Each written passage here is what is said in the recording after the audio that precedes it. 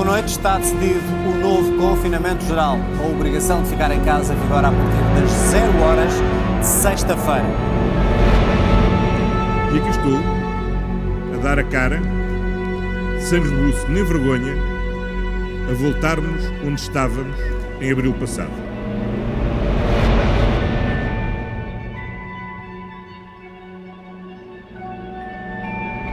Então tivemos uma queda do rendimento de aproximadamente 92% relativamente ao ano passado. Eu vendo por semana o que vendia por dia.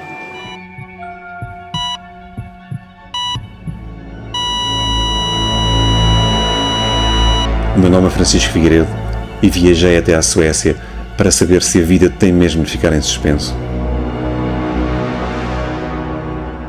Como estão as coisas cá pela Suécia? Desde o início do ano as coisas mudaram bastante. Aparentemente a Suécia tem uma política que não é de proibição, nem de restringir as pessoas, nem de movimento da liberdade das pessoas. Aqui respeita-se as autoridades e os especialistas nas áreas certas e nós ouvimos todas as recomendações emanadas pelo Primeiro-Ministro, mas na realidade quem está a dizer o que é que se deve fazer é de facto o Departamento de Saúde da Suécia e neste caso está a ser dirigido por uma pessoa que esteve envolvida em combate ao ébola e situações em África, portanto é uma pessoa que conhece dos problemas destes vírus e portanto não há ninguém melhor para nos fornecer a informação com base em ciência e em factos, em dados, mas é evidente que, quer dizer, estas coisas nunca são, como direi, fáceis. Isto nunca antes foi vivido, não é? Portanto, aqui, pelo menos, e portanto existe um plano esse que está definido e portanto eles estão a alinhar nesse plano e estão a fazer tudo o que o plano diz. De acordo com esse plano, as pessoas devem se manter afastadas e essas são de facto as verdadeiras indicações, a higiene e o afastar, tentar manter alguma distância, nunca obrigando as pessoas a ficar em casa, nem usar máscaras. Existem recomendações para o fazer, de facto é uma doença que se desconhece ainda muito e portanto as indicações que temos aqui basicamente é para termos cuidado. Se sentirmos, e basicamente é isto, quer dizer, não é muito mais. A informação que temos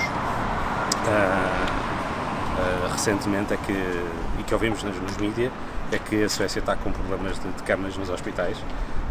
Ouvi dizer aqui a sul do centro que existe um hospital com ocupação quase a 100% nos cuidados intensivos, mas a realidade é que desses, salvo erro, são 120 do total desse hospital nos cuidados intensivos, onde 20 são relacionados com a doença do Covid e portanto, ao que sou hoje também, os indicadores apontam que Estocolmo o problema está a decrescer, mas aqui em Estocolmo o que acontece é que ao fim de semana todas as pessoas estão em casa e estão com as suas famílias e portanto as contágios não existem, ou seja, é feita a contagem, mas depois ao inserir o sistema só hoje, portanto o fim de semana todo, talvez neste caso, neste fim de semana em concreto, desde quarta-feira passada, por causa dos feriados, portanto hoje houve muitos menos neste período de tempo. Não quer dizer que amanhã não volta a acontecer um volume grande,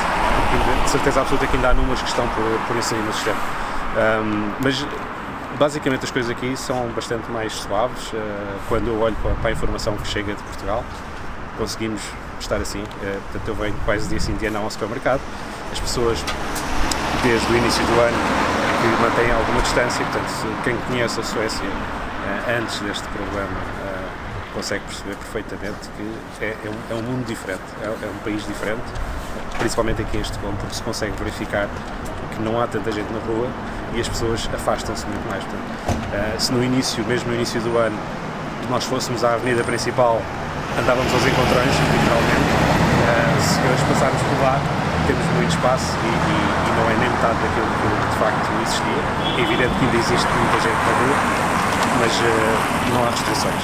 A realidade é essa, as pessoas são mais cuidadosas e respeitam-se. O problema aqui na Suécia foi ao início, este desconhecimento de facto atingiu muito a idade mais avançada e as pessoas tinham realmente outros problemas de saúde.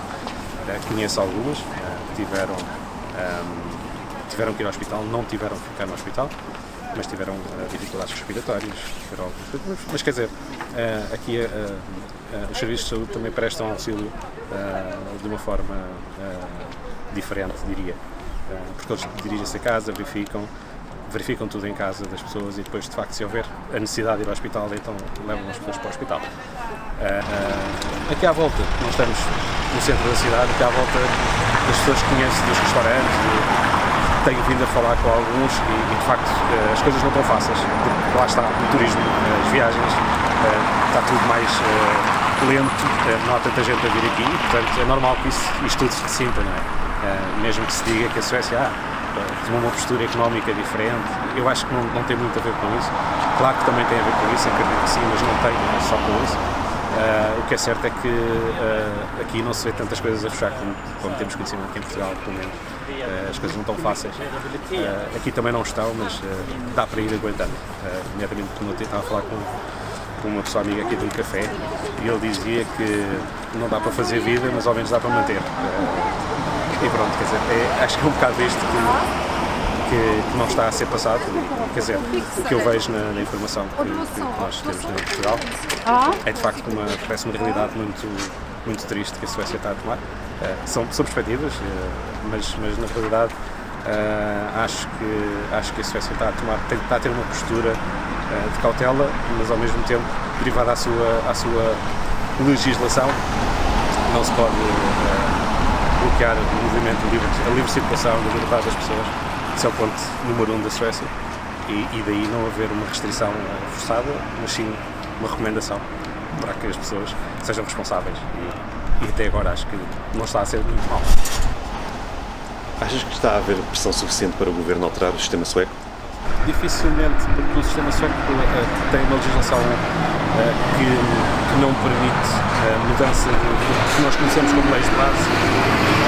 Ao que me informei há pouco tempo e tomei conhecimento, para isso acontecer teria de ser necessário que o atual governo colocasse essa proposta e que seja votada positivamente, portanto que todo esse referendo seja levado a positivo, mas depois é necessário esperar que a legislatura acabe e que na próxima legislatura os próximos, se não forem os mesmos, que voltem outra vez a colocar a votação para que sim, então possa acontecer a mudança dessas leis de base. E portanto, até lá ainda temos esta legislatura toda, portanto eles vão ter que aguentar e isso não vai ser alterado também. Não é possível, legalmente. A única situação em que a Suécia prevê na sua lei a restrição de movimentos das pessoas é em caso de guerra, portanto pandemias e coisas deste género não estão nelas contempladas, portanto quer que se diga que se vai fazer não vai acontecer tão breve, mesmo que haja essa intenção. Por cá tem noção do que passa em Portugal? Sim, quer dizer, nós mantemos contacto com a família em Portugal e sei que não é fácil e que realmente as coisas estão mais desertas do que... Mas eu, pessoalmente, como não fui a Portugal, não consigo imaginar neste momento o que seja. Sei que, de facto, há muito menos movimento e há muito menos pessoas na rua, mas aqui é isto. Na Suécia não há muito carro no centro da cidade. À hora de ponta, sim, há bastante, mas é mais ou menos a mesma coisa que nós temos aqui neste momento agora, um bocadinho mais talvez, mas é o que é. Quer dizer, é normal nós vermos carros a passar, é normal as pessoas andarem na rua e lá está. É preciso manter a tal distância de segurança e é isso que nós fazemos. Se tivesses de avaliar as medidas suecas, pontos fortes e pontos fracos? Pontos fortes foi como o anterior responsável pela saúde e pela virologia eu disse, e acho que foi muito bem dito, que é o problema do confinamento é as pessoas não estarem expostas de alguma forma à ameaça. Se por um lado isso é bom, por outro lado, um dia mais tarde, como por exemplo agora estamos na segunda vaga, começa-se a ver, apesar de Portugal não ter números elevados, ainda bem, a Suécia também não, mas nós andamos na rua, nós não temos qualquer tipo de problema. É evidente que quando se diz que é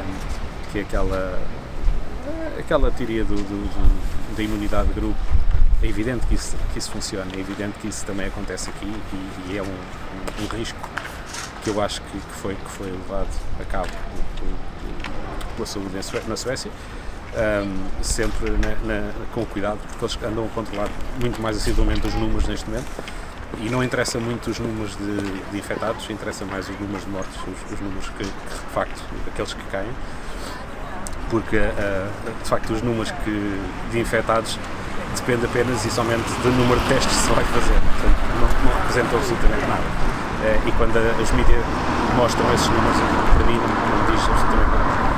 A única coisa que nós fazemos aqui é controlar de facto o número e ter conhecimento do número de pessoas que morrem de Covid. Quer dizer, e é por aí que se consegue verificar se há mais evolução ou menos evolução. Soube hoje que em Estocolmo há menos evolução neste momento, portanto há menos infectados por dia, e está a crescer mais em Malmö, a sul da Suécia, porque, enfim, confinaram mais na primeira fase do que os outros, e que neste momento estão a sofrer as consequências, porque de facto estiveram mais isolados e agora estão expostos, e se calhar agora é um bocadinho pior derivado desta nova variante do que vem da Inglaterra, que já apareceu cá também, portanto já temos o primeiro caso de infecção de pessoas com essa variação do vírus, que não foi em Inglaterra, portanto não viajou, e portanto já sabemos que ela anda por aí, quer dizer, mas lá está, a recomendação mantém-se, e é mais para levarem a sério. Como foi o ano no profissional? Não foi fácil. Trabalho numa empresa de inovação. Nós apoiamos outras empresas que têm projetos, e começamos a ter alguns problemas no início do ano, principalmente não por causa da falta de projetos, há muitos. O problema é mesmo a falta de financiamento que esses projetos têm. E quando é assim, quer dizer, as coisas não avançam, não se mexem. E eu acho que a economia estava um bocado na expectativa de saber como é que isto ia funcionar. E ainda hoje temos muitos projetos parados, à espera de que haja uma solução nessa área de financiamento dos mesmos. Outros têm mais sorte que outros, mas quer dizer, algo vai acontecendo, mas não é o mesmo ritmo que era antes da pandemia. Nunca, nem pensar, nem perto. Depois de passear um pouco por um dos mercados de Gotemburgo, encontrei um músico de rua americano e decidi fazer-lhe algumas perguntas. Como te parece a Suécia, comparando com os Estados Unidos? Compared to the U.S., at first when I was in the States, we had a lot of negative news about what was going on in Sweden. But then when I got here firsthand, I actually respect a lot of the things that they're doing. In the States, you can't go anywhere without a mask, you know, and here in Sweden, you're allowed to not have a mask, but a lot of people are socially distant. I think that they're doing a good job with what they're doing. Como vieste cá parar? I had to have a special permit to come over, so it was because I'm married to a Swedish girl, I was allowed to come over. And so Sweden has closed the borders. They were off and on and for a long time, and it's been a real nightmare. We lost our work, lost our job, which we played at nursing homes. But here or there? Over in the States, and then of course nursing homes you're not going to be playing at nursing homes because of the virus. You know, it's old people, and so they're at high risk, and so we lost our job doing that. And so over here in Sweden, I'm able to make pretty good money. I'm just playing on the street, so yeah, it works well for me. A entrevista principal deste episódio é com o galardoado jornalista Emanuel Carlston, vencedor em 2020 do prémio This Year's Innovator do Grand Journalism Award pelo seu trabalho sobre a pandemia. O que fazias antes da pandemia e de que forma ela mudou o teu trabalho? I'm a journalist, but I do a lot of public speaking and moderating discussions, debates, things like that. Hosting events, and everything cancelled. Pretty much half of my work was cancelled in March. So actually, that's when I decided to try to reinvent what I was doing and focus on covering COVID from a journalistic perspective on my own platforms. And I asked people to support me on Patreon financially, and that's what I'm pretty much been doing since March, covering COVID in Sweden with the support of people thinking that my journalism is important. Mudaste a tua forma de pensar acerca das medidas ao longo do tempo? It's difficult to say because so much has changed around me, so I don't know what is my own thoughts or what is just me being tired of this virus. In the beginning, it was very much confusion, I think, for everyone. What is right? What is the right measures to do? What is wrong? Now we know, of course, a lot more, and we have changed a lot as well. So I don't know. It's nobody knew anything about this from the get-go, from the start. So I guess it's it's obvious that everybody has changed in how they perceive this virus and how they perceive what is the right thing to do. But I think it's kind of natural, kind of an organic change. But of course, it has been a change. De que forma descreverias essas mudanças? I think there's been so many changes, several changes. It's been from the first feeling of I was really frightened and scared. What is this virus? What will this virus do to the economy? I could see I had some, what do you call it, like stocks that I had invested in, and they were just going flat down. I just thought, wow, this is the economy collapsing, the world economy collapsing. And then when it just bounced back up and we kind of got used to the virus, we kind of understood it more. It was okay. Well, we could live with this for a while, and then we lived with it for 6 months. And then we just fed up with it, gaining weight, gaining, just the isolation itself just teared you down in a sense that I did not expect. I think that's been the case for everyone. Not meeting friends, not meeting your family, always canceling everything. It's not a great way to live when you know how your life could be. So, yeah. Quais parecem os pontos positivos e negativos das medidas suecas quando comparadas com as medidas dos outros países?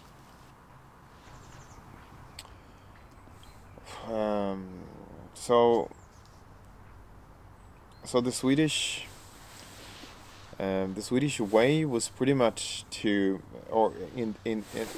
Swedish way was pretty much in the start to kind of focus on what do we know, what does the science say that we actually do know, while other countries were more like, well, we'll do everything that we can. No, we don't really care about what the science has yet decided is science. We will shut things down, and we will do our best to contain this virus. And of course, China was paving the way with their extreme way of meeting this virus. Now, this created a stark contrast, I guess, with Sweden, that were always kind of reluctant, always kind of pessimistic against what is really helpful here.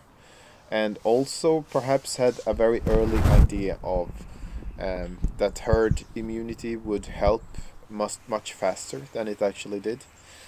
It would spread much more even in the society than it actually did. And that was perhaps a miscalculation. So, but in the end, I think Sweden is very different from many other countries in the sense that in how the country is governed.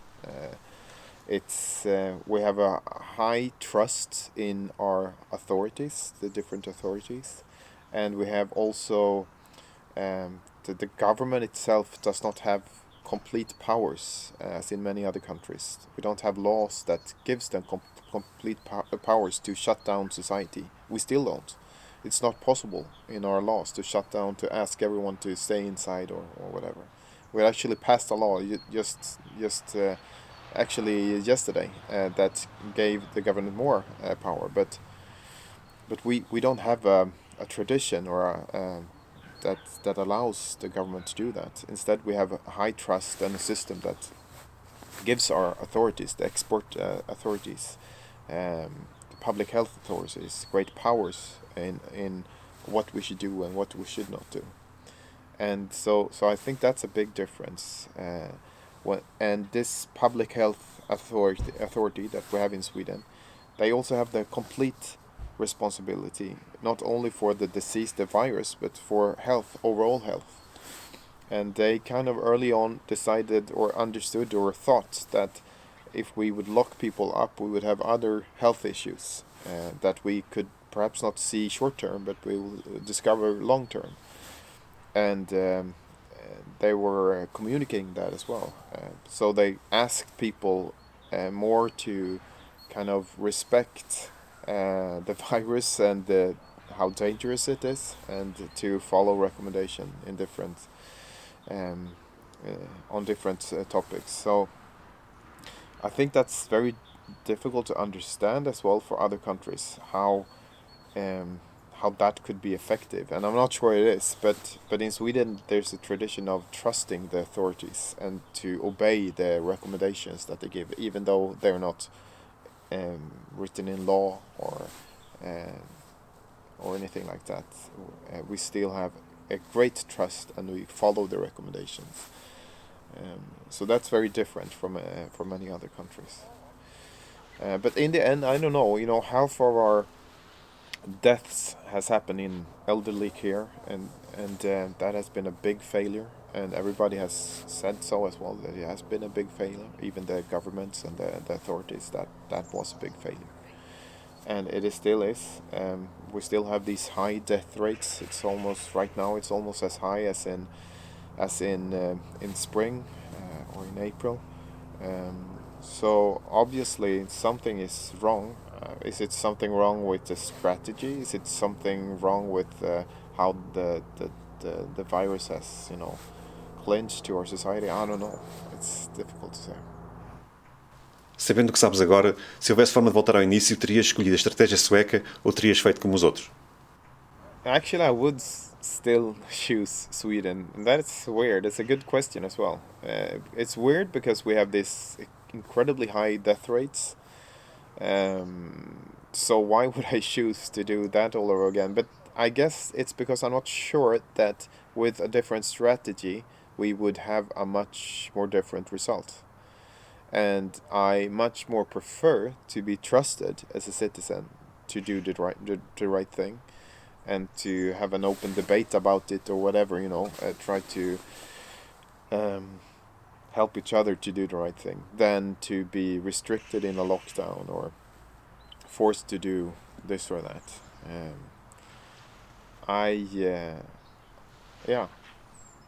It's weird, but I would still prefer the Swedish way, I guess. Como explicas que a taxa de mortalidade na Suécia, este ano, não tenha sido muito diferente da de anos anteriores? No, I follow that quite closely, and you're right that it's not the excess deaths in Sweden is not incredibly high, but it is higher. It is significantly higher, and it has been so all those years when Sweden has had a cold winter, and it's kind of weird because the excess deaths or excess mortality was actually higher during, I think, early 90s, a few years then, because the flu was very bad that year, and nobody noticed this. There was nobody that wrote things in the newspapers about that. And of course you could use that and say, well, are we not overacting or overreacting now with the pandemic? But then we have to remember that we are reaching the very limits on the hospital cares in Sweden. The hospital beds are completely full almost all over Sweden right now. So the reason that we are isolating or not meeting people or whatever right now is so that we don't stress the hospital care even more. If that would happen, we would see more, or we would force the healthcare to choose, who should we save, who should we not save. So this is the reason for the lockdown more than actually perhaps having high or low death numbers, that we're trying to prevent the healthcare from collapsing. Achas que os confinamentos poderiam trazer outros problemas de saúde? Yeah, like I said, that's the thing with the authority that we have that's dealing with the pandemic, the public health authority, that they do this overall assessment of the situation, and I think that has been very heavy on not isolating people or shutting down schools even. That if you do shut down schools, children staying at home, that's not good for them. It's not good for the families either, and several other issues. So I really believe that is the case, that we could increase health issues, bad health issues with lockdowns and other measures. Como estão os números das mortes por gripe este ano? It's low. It's very low. Yeah.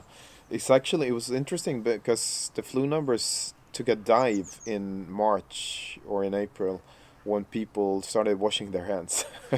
It was interesting because there's actually numbers on that. So you can see that people that came into hospital care because of a flu, they didn't show up. So that was interesting, actually. And that could also be the reason why the excess mortality actually decreased or increased or decreased. It went down very quickly because other diseases were not as heavily as much there as it used to be. Achas que essa diminuição de mortes por gripe pode ter tido a ver com, pura e simplesmente, essas mesmas pessoas que iam morrer de gripe, em vez disso terem morrido com Covid? Sure, there's a theory about that as well, that we spared a lot of lives during 2019 because it was a very mild winter, with no snow like this. It was no real cold, and the flu virus was not as active as it was. So that there's an idea that spared a lot of lives that would when the coronavirus came, because it was a very mild winter even in the beginning of 2020 as well. So when the coronavirus came, it took all of those lives. And that could be the case, but it is not gonna give the whole explanation to the excess death. Se praticamente não morreram mais pessoas com Covid do que teriam morrido com gripe, ainda assim achas que faz sentido aplicar todas estas medidas? Well, and that's, I think it's important, the difference. I talked about that earlier as well. That the flu does not fill up hospitals in the same sense. The flu mainly kills those that are elderly, and that's the same with the coronavirus, of course. But it does not give the same effect to younger people. That's forces them to go to ICU or forces them to hospital care for several months or whatever. So that's the biggest difference, and I think it's the main reason why we're doing this. It's not because of course it's to spare lives, but it's to take care of those that are so sick of this virus that is very different from the flu virus.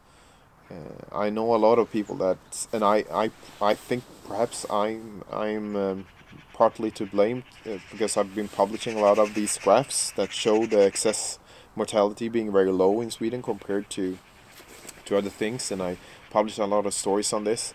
But it's important to not forget the complexity of it all. That we're also dealing with a virus that is much more dangerous than the influenza virus. That is actually, if not killing, almost killing a lot of people, which gives enormous pressure on our hospital care. And why that is a problem is that a lot of people that is having, cancer diagnosis or other health issues, they cannot no longer fit in our hospital care because it's filled up with coronavirus patients. Pensa sobre as máscaras. It's really weird because I was in a panel with MIT professors from the university, and they were all asking about the Swedish strategy. I was there as, a guest to speak about it. Sweden being kind of a symbol of science and, with the Nobel Prize and everything, that we do not recommend it. It's so weird for so many people. But for me, I see the point in very crowded places, of course. But the countries that has had face masks, it's not that they've seen, it's not like it has been the key to solving this pandemic. On the contrary, you can't even see any effects really. So it seems that it might have an effect on the margin, and that might be still good you know, a marginal effect could still be good. But you know, it's I think it's sometimes it's created as this key to solving the pandemic, and every country that is not using it is you know, fooling itself. I think that's just completely oversimplifying this pandemic and this virus. Tens receio que o governo use o Covid como desculpa para vos retirar algumas liberdades? Well, no, partly because the new law in Sweden is temporary, so it's not permanent. So it's very clear that this is something that's being there for the pandemic, and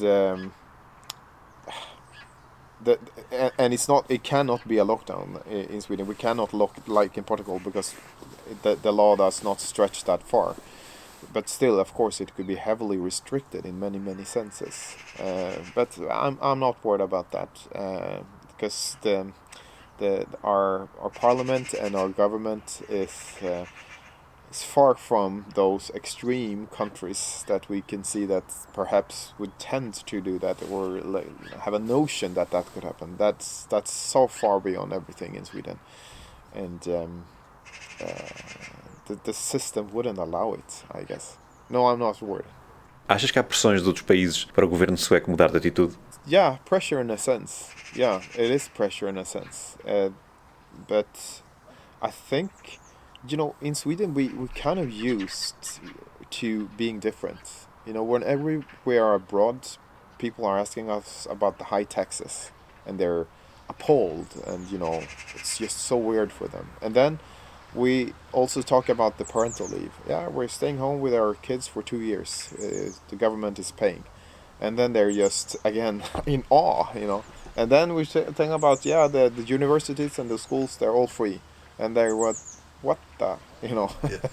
And so this is the common story whenever we are abroad. We're always the different ones. We're always the ones telling the stories of how weirdly our country is governed. But we're also very happy with it, in a sense. And I think that's the trust that has been built up for some time. That also made it possible for the government to do this in a different way. We just trust the government to do that. This was the right way. I don't know if it was right or not, but I think that's the context, the pretext that you need to have when understanding Sweden. We've always been the odd one out. And you're happy with it? I guess we're happy in a sense. We're not happy with the deaths. We're not happy with being sitting here, me not meeting, you know, my family for a long time. But we're happy with us being part of the choice, you know, in a sense, I think. Parece que os suecos estão satisfeitos com as medidas. No, but it's a question that has been heavily polarized all over the world, even in Sweden. You would, and I probably think you have met people saying that Sweden has really failed in every sense, and they are furious about it. Overall in Sweden, that's not the case. We can see the numbers of trust are still high, even though we have this situation that we have. The trust in the strategy and the governments and the authorities are still high. But, you know, Sweden is, when we are the odd one out, we are the one country that every other country needs to compare themselves to. So it's for obvious reason that we are always the ones being covered, and always the ones also being targeted for sometimes, I would say, dishonest journalism even, they're so eager in explaining why the Swedish way would never work in their own country. So they're cutting corners or not giving the whole pictures. Convido-vos a todos a subscreverem o nosso canal, aqui em baixo, e também a visitarem a nossa página de Indiegogo, onde temos o nosso crowdfunding. Obrigado a todos e até um dia destes.